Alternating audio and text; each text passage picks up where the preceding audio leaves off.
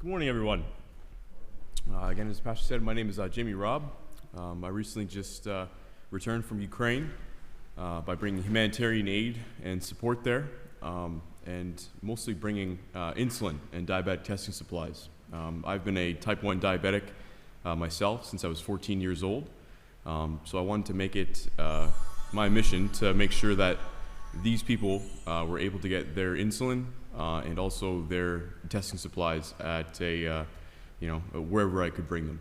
A little bit more on that is I mostly ran into type 2s. There might be some type 2s here with our older population today. Maybe some adults here may have it. I didn't run into many type 1s like myself, but I was able to support them with their Basaglar insulin, which is their long-lasting insulin, and making sure they're testing their blood sugars.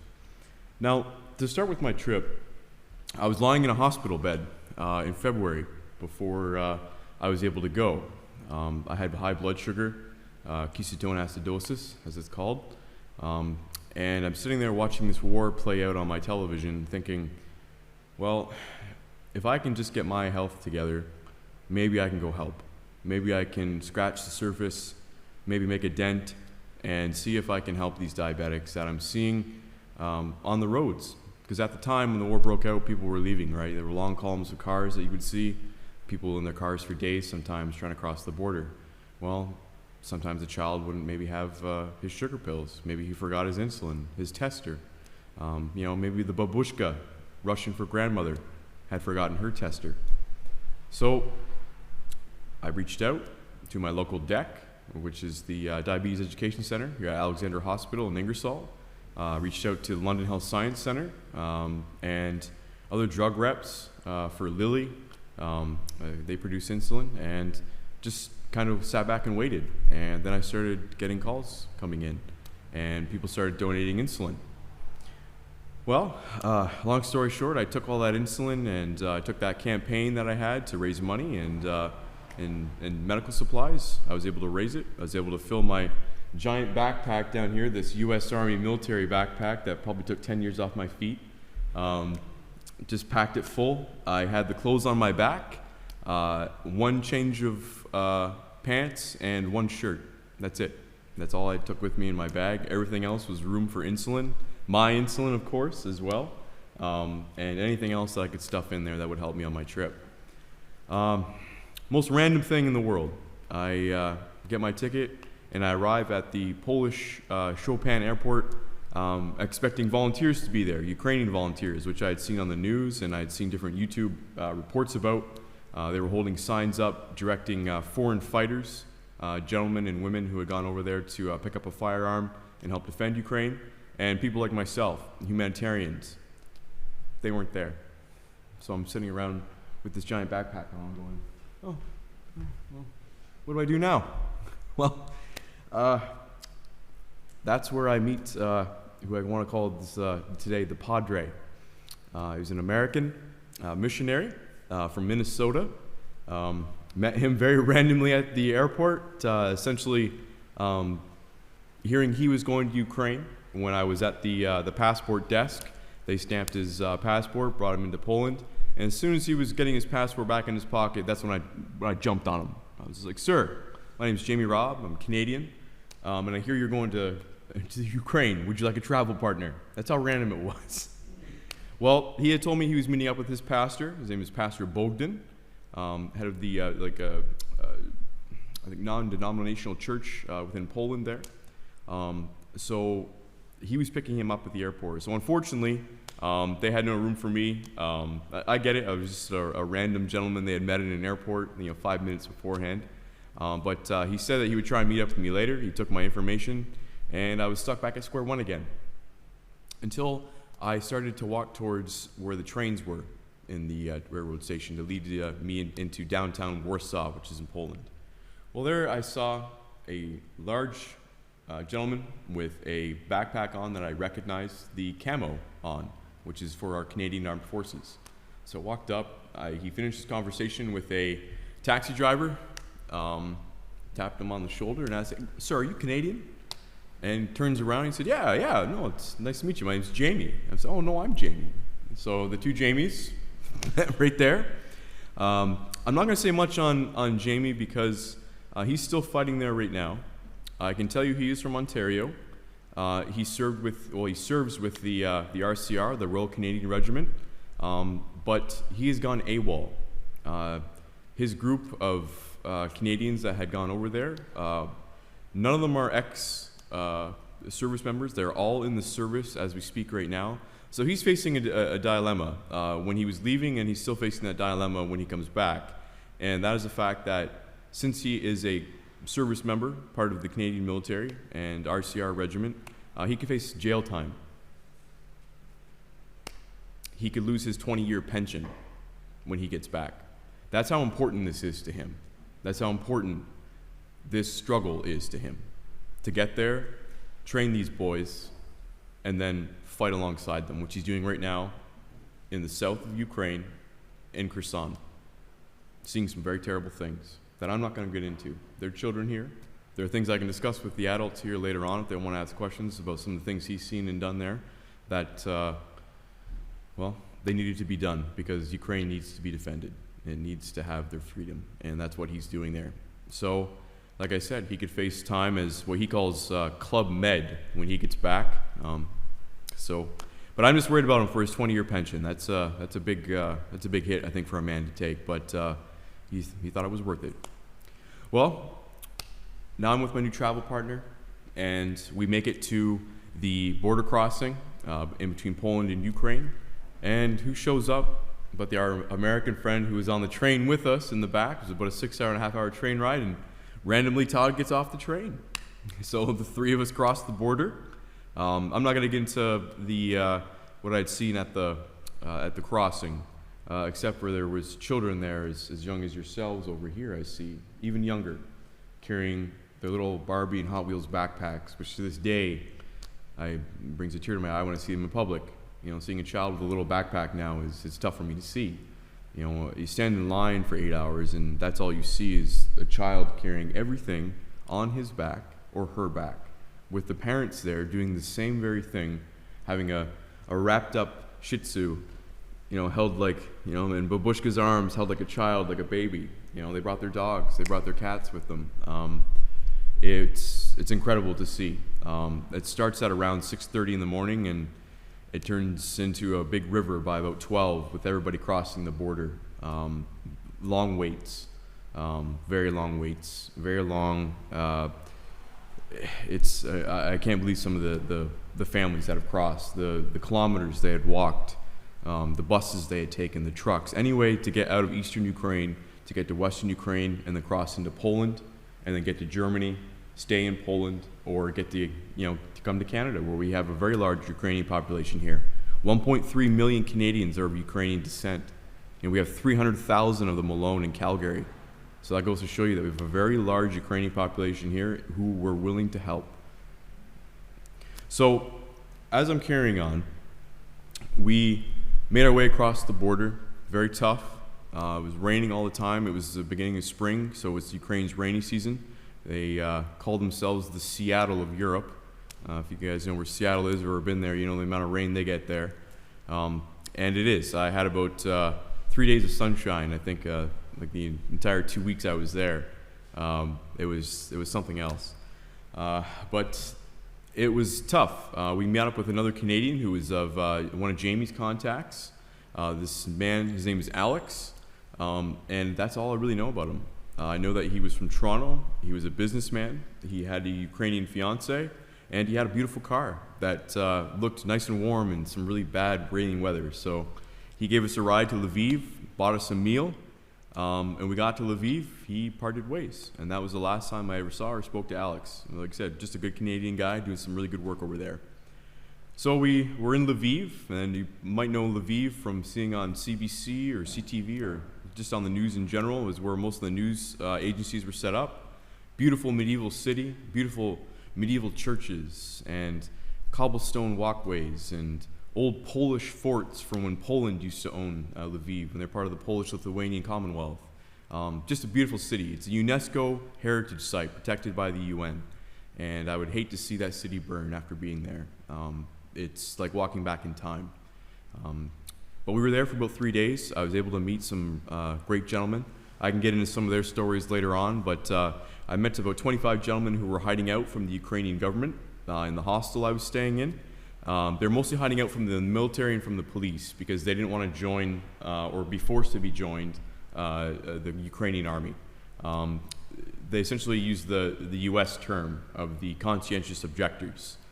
They don't want to pick up a firearm and have to take life to defend Ukraine. They want to defend Ukraine by working, unloading trucks, with humanitarian aid coming in, doing what they can, working and volunteering, but not having to be with the military. And again, these guys were all mostly from eastern Ukraine. Their homes have been destroyed, their jobs gone because, well, there's no more factories where they are, there's no more resorts. A lot of these guys worked out of a very fancy, swanky resort just outside of Kyiv.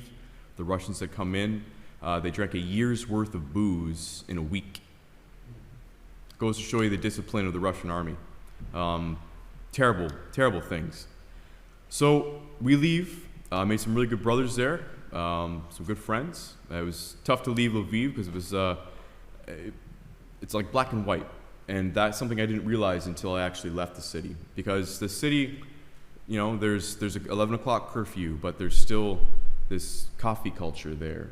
There's still going out, people spending money on a fine dinner and taking their families out to the main square, which is a big thing in Ukraine.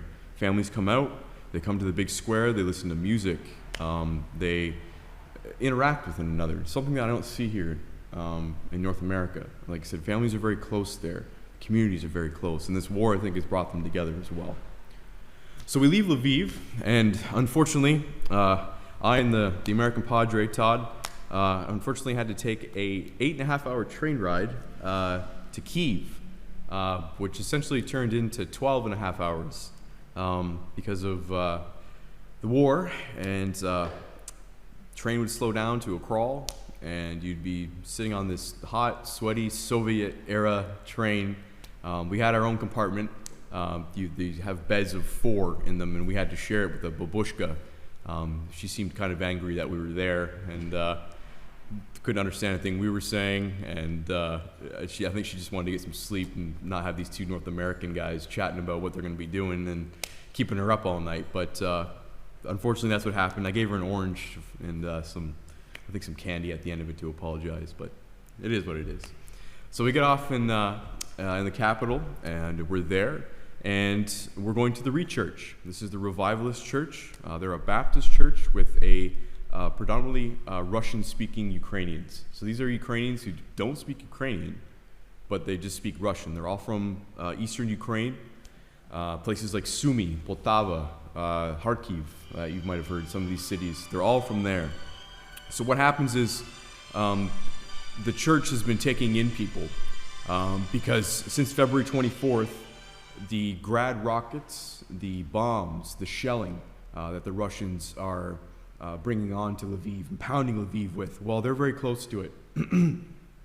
As I was telling the lady down here before I started speaking, Bucha, who's become very infamous in our news. Everybody knows that name, Bucha. They've heard it. The church was actually about 10 to 12 kilometers from Bucha. So I like to call the church the high watermark of where the Russians had made their advance into Kyiv and where they were stopped in the suburbs around the church. Now, the morning I arrived was quite, it was my baptism, as I like to say, my baptism of fire. And a gun battle had, firefight had broken out in a suburb to our north. And, I went outside because nobody at the church smoked. They didn't drink. So they were giving me trouble about my smoking. But I asked the pastor there if I could just, go outside for a cigarette, be okay. And he said, yeah, sure, fine. So I head outside, and I had my phone with me because I was about to call my mother because I had a decent internet signal. And all of a sudden, pop, pop, pop, pop, pop, pop, pop, pop, rat-tat-tat, rat-tat-tat, just goes off in the background. And it freaks me out. You hear gunfire in movies, you hear gunfire, if you have a hunter in the family, but I had never heard anything like this before. Air raid sirens. I heard the air raid sirens when I was in Lviv, but I was laughed at by our Ukrainian compatriots there. I'm out on our balcony, my first night in Lviv, and the air raid sirens start going off, and I'm freaking out. I'm like, okay, we got to get to the basement. And I start getting laughed at by my Ukrainian friend. He goes, basement? There's no basement here. And he's like, if you want that, then you got to have to run across the street. So I just got used to it while we were in Lviv. And I thought I'd get used to it in Kyiv, but it was much different, because when those air raid sirens went off in Lviv, there were no explosions. When you heard the air raid sirens here in Kyiv, it was a few different things. It was either because there was bombs, there was missiles, or the artillery, which became very unsettling. To hear that rumble in the ground, to hear that rumble just in the background,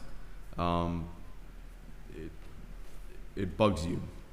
You want it to stop. And the Russians would start shelling at around 10:30 in the morning, and it wouldn't stop until about 12:30. And that's just a short from what they were telling me. This church that I'm speaking to you about today, the Re-Church, they were protecting people from that very thing, from the rockets, from the bombs. They had a brand new church that was built in 2016. This church is massive, and it has a beautiful underground parking garage that they had put under, and it looks more like a bunker under there than anything else. And that is where they lived for 2.5 weeks, all of them. Non-believers, Baptists, Orthodox Christians, people in the community that had nowhere else to go, and they were brought to this church with children. They built a soccer field, putting down some AstroTurf in the bottom down there so the kids would have a soccer field to play on. They had their kitchen down there, everything, because they could not leave. They were too scared to leave. There's people to this very day, right now, in Kharkiv, that are still living in the subway system. They've been there since, some of them, February 28th, February 27th, just a few days after the war. And they're living out of subway cars, or they've set up a tent in a subway station. So this was the very thing that they were putting up with there. They had to move everything, all their lives, down to this basement, and they had to keep hearing the pounding of the rockets going over them, while they were in their basement cooking their food. All of you need to remember the fact that while that was going on, the atrocities in Bucha were going on. People being killed in the streets, people losing their lives for a bicycle, or just because a Russian was looked at too funny and the Ukrainian lost his life because of that. That's how simple it was in Bucha. You gave me the wrong look, well then I'll take your life. It's awful. It's awful. Our news portrays it as an awful thing because it is an awful thing that's happening there. These are people who just want to get back to their lives, they want to get back to their jobs. And I've kind of have a personal motto now, and that is, I want to help people who want to help themselves. And these are people who are definitely helping themselves, because Bucha was liberated about 2 days before I got there, and about a week after that, after its liberation, they already had their dustpans, mortar and brick, and everything they needed in the way of construction materials to get in there and start rebuilding. And that is where the church community comes into this. Now, everyone here, and I discussed this with Pastor Craig as well, I'm a non-believer, but what I had witnessed there with the community, with the sense of family that these people have, taking in anybody off the street, they fed me like a king. They gave me a place to stay. I stayed in a room with 30 other people sleeping that had nowhere else to go. Either their homes were destroyed, their apartment been hit by a grad rocket, or they were just too old and infirm, and they had brought them there to be looked after. I had never seen anything like this. I'd never seen the sense of family. And as Pastor Craig explained to me, it's something I kept noticing within their community. And it's something what I noticed with you Christians in general is, and Pastor Craig explained it to me, it's this sense of joy. This sense of joy. And because something horrible is happening to them over there, you can see it on their faces. You can see it. You can see the sadness. But they know that they have their church. They know that they have their family. And they know that they have the community there to bring them together, to get things done, to get work done, and to help people who are in need. Doesn't matter if they believe or not. They'd always introduce me, oh, this is Jamie. This is our non-believer friend from Canada. And that was how they would introduce me. Well, I can't blame them. Again, they are a church who believes in the Bible. They believe in Scripture. The Baptists, they're big on their Scripture. And like I said, I really started to appreciate their community. Because like I told you, I'd never witnessed anything like this before. sitting around a dinner table in the Ivankiv Oblast. This is about 100 kilometers north of Kiev. So it's 35 kilometers from the Belarusian border. Belarus is, an ally of Russia. They're hostile towards Ukraine. And if anybody's, I know some old people in the crowd, they definitely remember the year 1986 when Chernobyl had gone off, when it exploded. Well, I was 60 kilometers from Chernobyl. That's where this village was. They had a Baptist church there, a very small Baptist church, and we brought supplies there. But sitting around the dinner table there, they had made us this wonderful meal. People who have very little to give gave us one of the most fantastic meals I've ever had. And it was about 8 or 9 of us around this table having a discussion in English and Ukrainian. Our translator, Sasha, great man, he was translating everything he could to the older people who were there, who made us the food, who gave us a place to stay in their dacha, which is a small cottage. And it's like going back to the 19th century. They have I think a stronger sense of family there than what we have here, because when their hydro runs out, when the gas runs out in their generator, they're not hooked up to any system. Their water is again controlled by the generator, so when it shuts off, they have no more running water. They have an outhouse. But yet, with all these things that seem old, they have a Keurig machine. They were making me a nice latte in the middle of this dacha, and they have an iPhone. Everybody's got an iPhone these days, right? So they're plugging their iPhone into the wall, charging their iPhone in the middle of the Ukrainian sticks. Like it blew my mind. But it was just a community that had been hard hit. They had seen and lived through the Russian occupation. The women there, they had to give up some of their houses, some of the older women and the men. The officers took some of the nicer houses while they were staying there, kicked the Ukrainians out. And while the officers had taken the nicer houses within the village, well, that left the common Russian soldier living out in a forest in a camp that we were able to go to that was just outside the town. Now, this camp held about 3,500 to 4,000 Russian soldiers. It was... I don't know how to explain it other than passing this picture around. It was a mess, an absolute mess. Now the picture I'm passing around now is probably the most important photograph I was able to take there. And it's here. This is us here in the camp here. I found 3 boxes of Russian MREs. That's your military rations that the Russian government, the Russian military would give their soldiers. 3 boxes. I must have walked 2-3 kilometers around this camp. It was even larger than that, because like I said, it was just a massive place. And all the food and the clothing that I kept running into was all civilian. That picture that I'm passing around is a snapshot of their commissary area. Now, just a little table they had built. Now, commissary to some of the children, maybe some of the younger folk, is a military term for like where they like to go eat. Where essentially their cafeteria. So they had that set up, and all over these tables was the sliced bread of the man who I'd stayed in his home. He'd made this bread. He's the baker in town.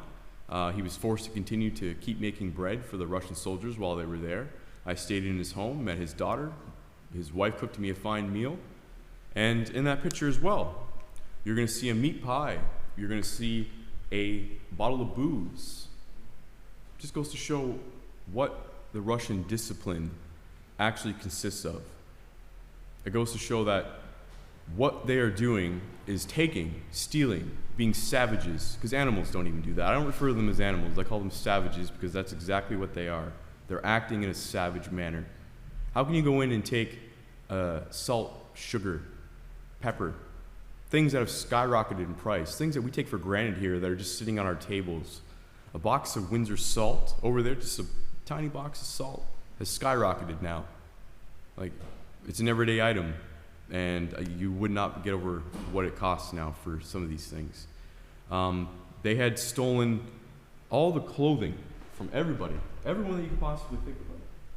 because their own government had sent them over in the Russian winter in this.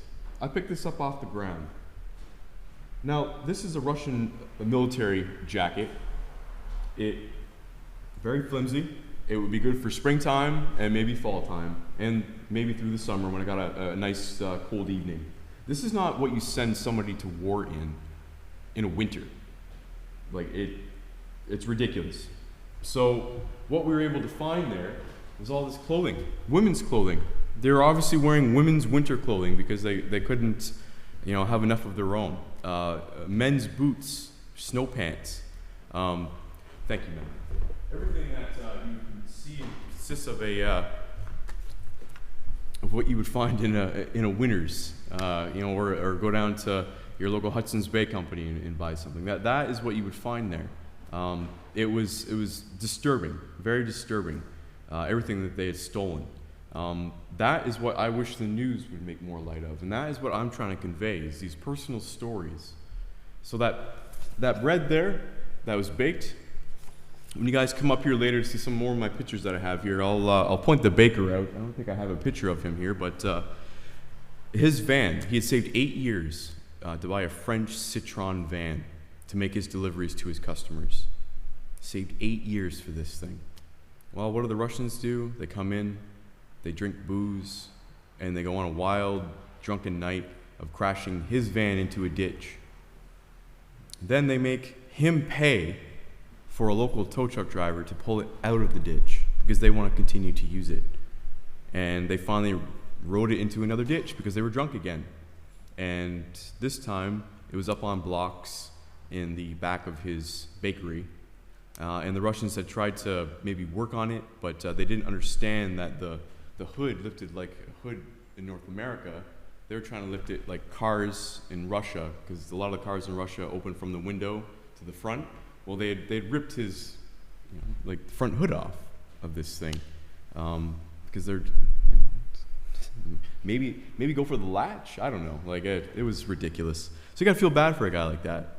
So the church and their community, they got together, and they essentially bought him an old Russian Lada. I don't know, maybe some of you know the Russian brand or seen a Lada around. They're very, we call it the Russian Ferrari. It's a very ugly little car. But he was able to pick up a Lada truck that the church had picked up. Now, they bought it for about 400 Canadian dollars, I think, which was about 5,000 or about 6,000 grivna, which is Ukrainian currency. In that country, it is corrupt.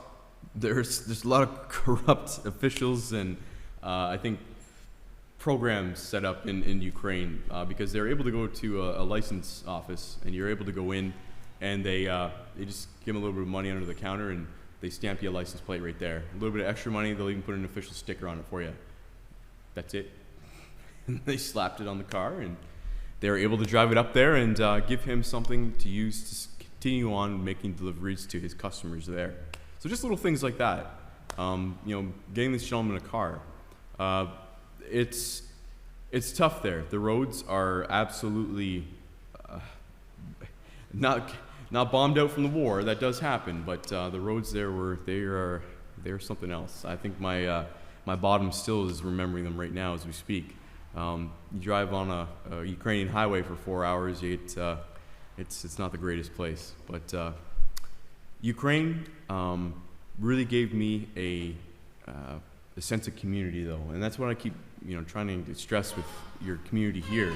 It's wonderful to see two church communities come together, and I'm so thankful that you guys wanted to come hear my story today. It doesn't matter if one person showed up or 50. I just want to tell this story and to keep this promise that I made at that dinner table. I think Ukraine gets lost in the news. Like I said, people have short memories, and it was replaced there a little bit by the Johnny Depp Amber Heard trial. I noticed that started happening, and I'm thinking to myself, oh, this is irrelevant. You have the largest war happening in Europe since World War II. The Russians have taken probably close to 20,000 casualties at U.S. estimates, and you're worried about Johnny Depp getting $10 million? And seeing what Amber Heard maybe said, it blows my mind, our society here. And that's why I think they have such a close-knit society there, is they're a little bit more conservative, a little bit more old-fashioned, and seeing that with the church, especially, and how, they were the ones to be there first. They were there before the government was. They're loading up their vans. The church had 3 large, essentially stock vans, work vans, and they would just load them up with flour, sugar, salt, food. I myself I spent in grand total of my own money and things that I had sold myself. Today after I leave you guys here, I'm going back to my empty room. I've pretty much sold everything I owned to get there and to go back in July. I just purchased my ticket yesterday, so I'm going back for July 7th. And then this time around, I'm headed to the Donbass. If anybody is keeping up with the war and seeing how it's playing out, the Donbass is their big contention point right now. The city of Severodonetsk is essentially cut off, surrounded. Last week, the 3rd bridge was destroyed into the city. So there are still civilians there. They're Ukrainian troops, part of the Azov regiment here. You see their flag displayed here. Those are the boys who were cut off in Mariupol, and they came in, they took them out, and now they're rotting away in some Russian prison, which is unfortunate, but I'm hoping that those boys are going to be back. But what's going on in the Donbass region, I can't lie, I'm scared. It's a fear of mine. I don't like artillery, as I told you before. I think, and that's the type of war that's going on there. It's a slugfest right now when it comes to shelling and artillery being the king of the battlefield. It's very scary. But they are people that are stuck on the front line who can't leave. They're either too old and infirm, or they just don't want to leave. They want to leave their home, and which makes sense. It's very different over there. Here you finance your home and you have a mortgage. There, no, that home has been in their family for 3-4 generations. And if they lose a home, well, then they have nothing to pass down to their children. The children don't get it. So it can be a big deal when somebody loses their home over there. But the destruction it's awful. It's been carried out throughout the Donbass, and where we're seeing fighting, where I was mentioning Jamie's fighting in the south in Kherson. You got 90-degree heat. You don't have ammunition coming in, food, water. The Ukrainian army is suffering just as much as the people that are there. So that's what I'm trying to do, work with an organization where they'll put us into a Ukrainian platoon, army platoon, and the platoon usually consists of their militia, their National Guard, who aren't on the front lines, who are kind of be taking me around. They're secondary soldiers, just like our militia here. And we're able to take medication and, like I said, and food to them when they're stuck out in areas like that. That is the most important thing, that these people keep getting fed and they keep getting the medication they need. You wouldn't believe the need for adult diapers. Adult diapers. We were getting hoarded by babushkas and their husbands. Some of these hamlets and villages, they consist of 4 houses. 4 houses in the whole, and 3 of them will be abandoned, and there'll be 1 babushka living in one of the houses there still. One of you could go there now and just go to the Ukrainian countryside and just walk into a house and be like, all right, it's mine. And if the tax man shows up, well, then you sign a little document and there you go, piece of land. I'm not kidding. Most of the countryside is abandoned in Ukraine because the young people have left. They've gone to the cities. They've left their parents behind. They left their babushkas behind, and they're now living off pensions from the Ukrainian government, which isn't very much. You maybe have a grocery truck that comes every week or every 2 weeks to your small village. It's a refrigerated truck that has your yogurt, it has your vegetables on it, and you go to the back of the truck and you buy what you need. They're a very modern country in some senses, but in others, no. They're very traditional, very backward in some senses. So it's it's a place that I think people should see after the war. It's beautiful. Just an amazing community of people, and I'm glad I see this here. Like I'm seeing the same thing. It's nice to see a community, coming together in a place that they enjoy and people they enjoy being around. Like I said, that's why church has really opened my eyes when I was over there when it comes to family and what we're missing over here.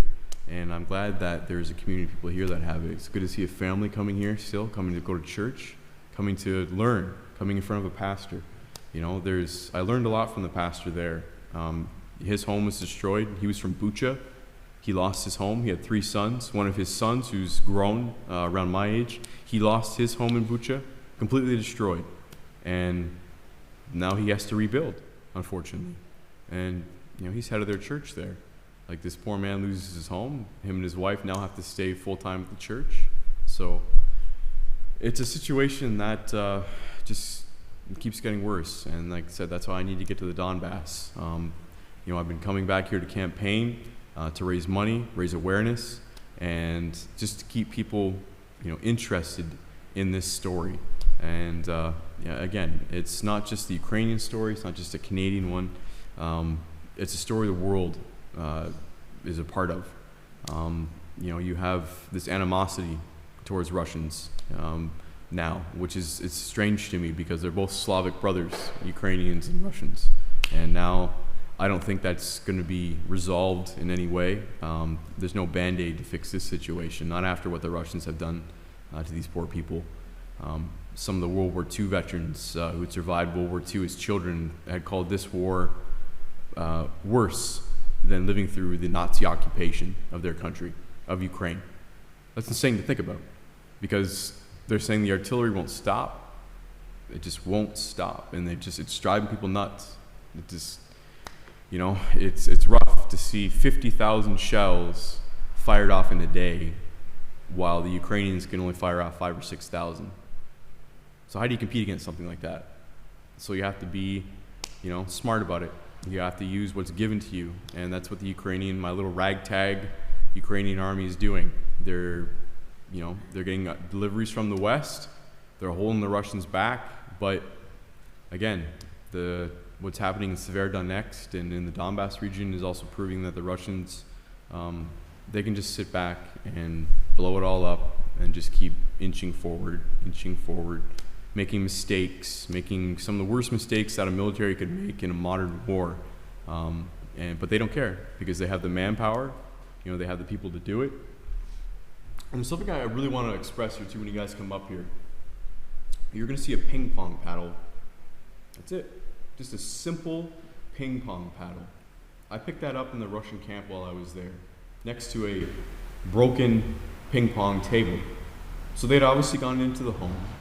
They had taken something from a child, and it's not even this thing looks like it's from the Soviet era, from the 70s or 80s. It's got tape around it. It looks like it's been used in over 10,000 games of Pong. Well, you just go in and you take something like that from somebody, just something so simple. You're stealing that obviously from a child. It just goes to show something as simple as that, as a bloody ping pong paddle, and you're taking it back to your little camp and getting enjoyment out of it when a child should be getting enjoyment out of it. It's all these little tiny stories, these little personal stories. Who owned that? Why? Where'd it come from? That type of thing. And I think that's getting lost in our media. They need to go to the countryside. They need to speak to these people who have lived through the Russian occupation or are continuing to live through it and get their stories.